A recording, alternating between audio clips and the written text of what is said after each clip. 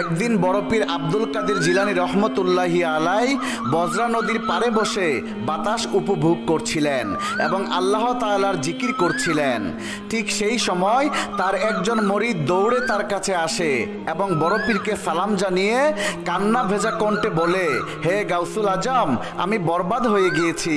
আব্দুল কাদের জিলানী রহমতুল্লাহি আলাই তাকে জিজ্ঞেস করলেন, কেন, তোমার কি হয়েছে? তোমার উপর এমন কি মুসিবতের পাহাড় এসে পড়েছে? জবাবে মরিদ বলল, হে গাউসুল আজম, আমার ইজ্জতের জানাজা হয়ে গিয়েছে, আমি বরবাদ হয়ে গিয়েছি, আমি শেষ হয়ে গিয়েছি। হুজুর গো, আমার একটি কন্যা আছে, সে খুবই সুন্দরী, আমি তাকে আমার ঘরে রেখে পড়ালেখা করিয়েছি।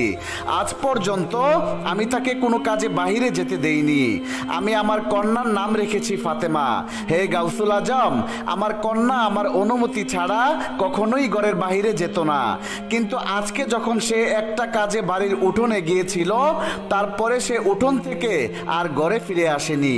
আমার উঠোনের চারপাশে দেওয়াল রয়েছে, আর সেগুলো এতটাই উঁচু ছিল যে এই দেওয়াল টপকে সে বাহিরে যেতে পারবে না।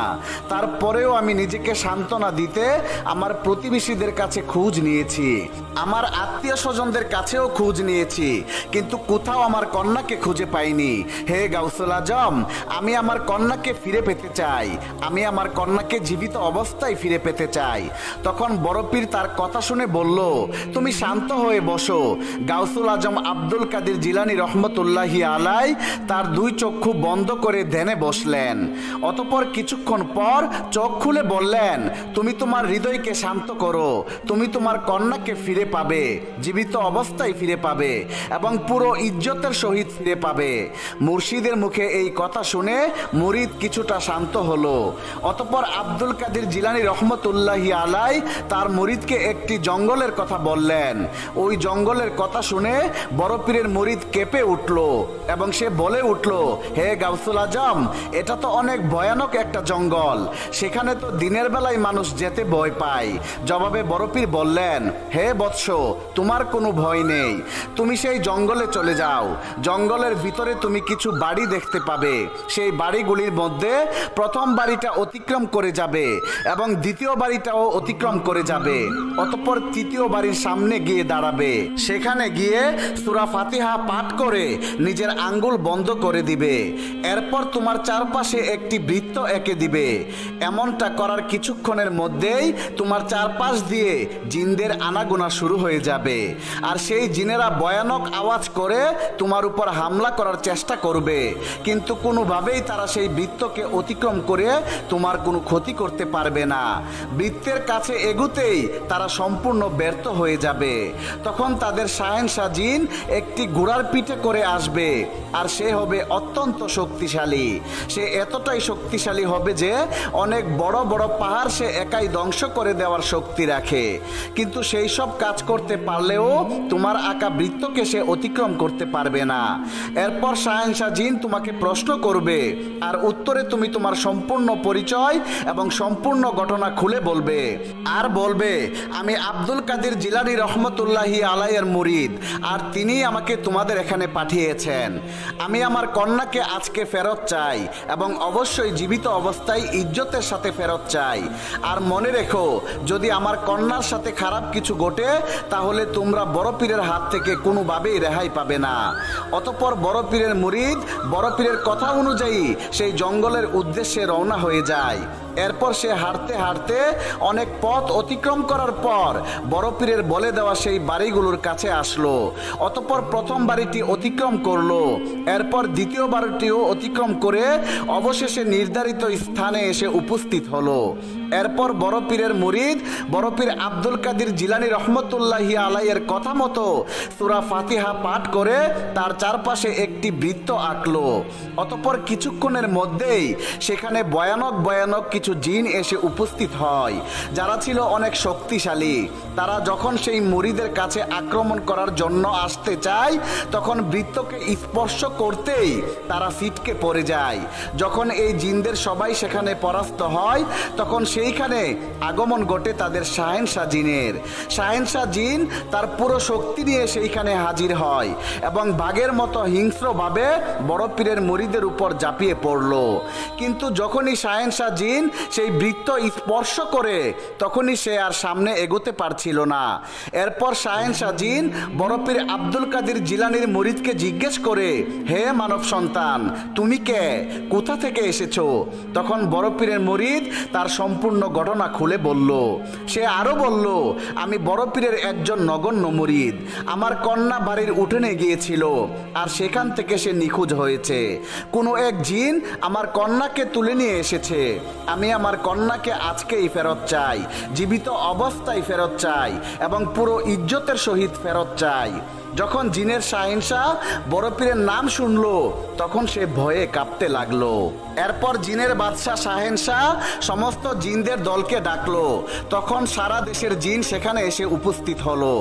অতঃপর শাহেনশাহ সমস্ত জিনদের উদ্দেশ্যে বলতে লাগলো, হে জিন জাতি, শুনো, তোমরা সকলেই শুনো।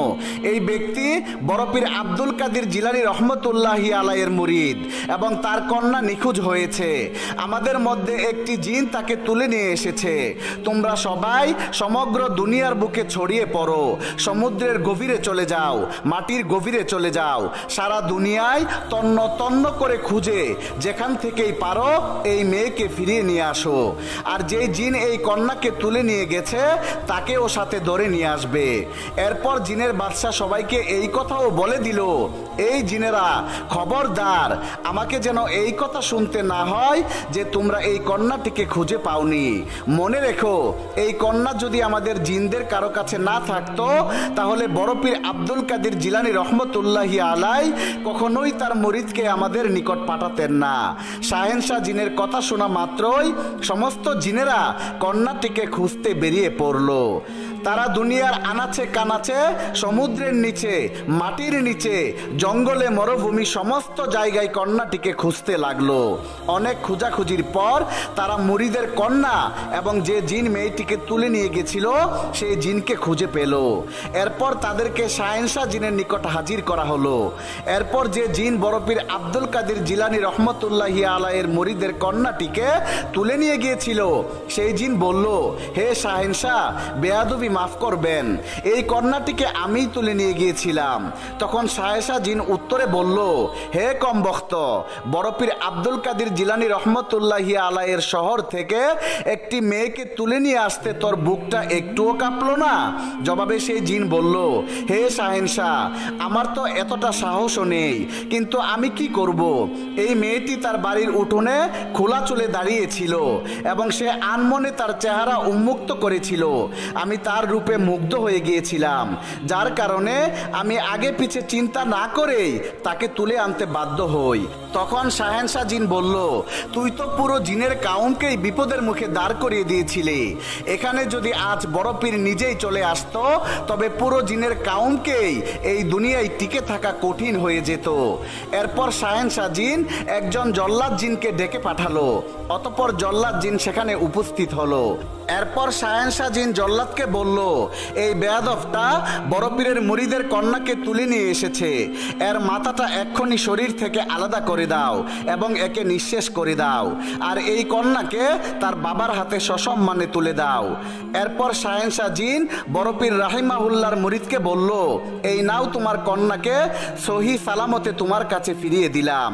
তুমি বড় পীর আব্দুল কাদের জিলানী রাহিমাহুল্লাহর নিকট আমার সালাম পৌঁছে দিও। আমি তোমার কন্যাকে পুরো ইজ্জতের সাথেই তোমার নিকট ফিরিয়ে দিয়েছি। এই কথাগুলো বলে শাহেনশাহ জিন সেখান থেকে চলে যাচ্ছিল। তখন বড় পীরের মুরিদ বলে উঠল, হে শাহেনশাহ জিন, আমার কিছু কথা শুনে যাও। শাহেনশাহ জিন বলল, কি বলতে চাও বলো? তখন সেই মুরিদ বলল, তোমরাও কি বড় পীর রাহিমাহুল্লাহকে মান্য করো? এই কথা শোনা মাত্রই শাহেনশাহ জিন বলল, বড় পীর আব্দুল কাদের জিলানী রাহিমাহুল্লাহ শুধু মানুষের শিক্ষক নয়, তিনি আমাদেরও হাকিম। সুবহানাল্লাহ, সুবহানাল্লাহ।